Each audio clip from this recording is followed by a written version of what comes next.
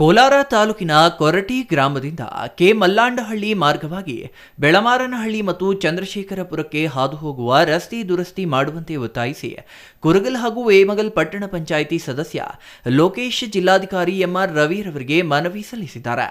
ಈ ಕುರಿತು ಮನವಿ ಸಲ್ಲಿಸಿ ಮಾತನಾಡಿದ ಕುರುಗಲ್ ವೇಮಗಲ್ ಪಟ್ಟಣ ಪಂಚಾಯಿತಿ ಸದಸ್ಯ ಲೋಕೇಶ್, ವೇಮಗಲ್ ಕುರುಗಲ್ ಪಟ್ಟಣ ಪಂಚಾಯಿತಿಗೆ ಸೇರಿದ ಗಡಿ ಗ್ರಾಮವಾದ ಕೆ ಮಲ್ಲಾಂಡಹಳ್ಳಿ ಗ್ರಾಮ ಸೂಕ್ತ ಮತ್ತು ಸುಸ್ಥಿತಿಯ ರಸ್ತೆಯಿಲ್ಲದೆ ಈ ರಸ್ತೆಯ ಮೂಲಕ ಪ್ರತಿದಿನ ಪ್ರಯಾಣ ಮಾಡುವ ಸಾರ್ವಜನಿಕರು ಪರದಾಡುತ್ತಿದ್ದಾರೆ ಎಂದರು.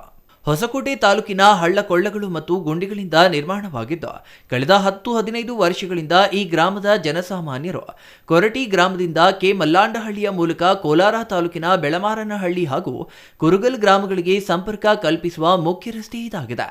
ಹಾಗೆಯೇ ಪ್ರತಿದಿನ ಶಾಲೆಗೆ ಹೋಗುವ ಮಕ್ಕಳು ಮತ್ತು ಶಾಲಾ ವಾಹನಗಳು ಪರದಾಡುವಂತಾಗಿದೆ. ಈ ಗ್ರಾಮದ ಜನಸಾಮಾನ್ಯರು ಮತ್ತು ಈ ರಸ್ತೆಯ ಮೂಲಕ ಪ್ರತಿದಿನ ಸಂಚಾರ ಮಾಡುವ ಸಾರ್ವಜನಿಕರ ಹಿತದೃಷ್ಟಿಯಿಂದ ಗ್ರಾಮಕ್ಕೆ ಸೂಕ್ತ ರಸ್ತೆ ದುರಸ್ತಿ ಮಾಡಿಸಿಕೊಡಬೇಕೆಂದು ಮನವಿ ಮಾಡಿದ್ದಾರೆ.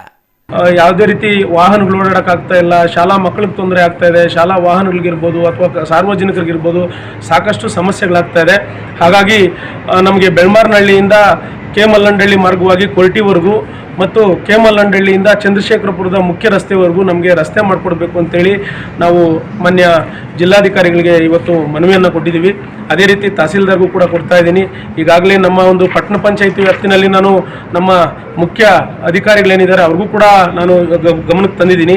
ಒಟ್ಟಾರೆಯಾಗಿ ಮಾನ್ಯ ಸಿ ಬೈರೇಗೌಡರ ಕಾಲದಲ್ಲಿ ಆಗಿರ್ತಕ್ಕಂಥ ರಸ್ತೆ ಇಲ್ಲಿವರೆಗೂ ರಸ್ತೆ ಯಾವುದೇ ರೀತಿ ದುರಸ್ತಿ ಆಗದೆ ತುಂಬ ಹಾಳಾಗಿದ್ದು, ಈ ಒಂದು ರಸ್ತೆನ ತುರ್ತಾಗಿ ನಮಗೆ ಸರಿಪಡಿಸ್ಕೊಡ್ಬೇಕು ಅಂತೇಳಿ ನಾನು ಮಾನ್ಯ ಶಾಸಕರಿಗೂ ಕೂಡ ನಾನು ಅರ್ಜಿ ಕೊಡ್ತೀನಿ.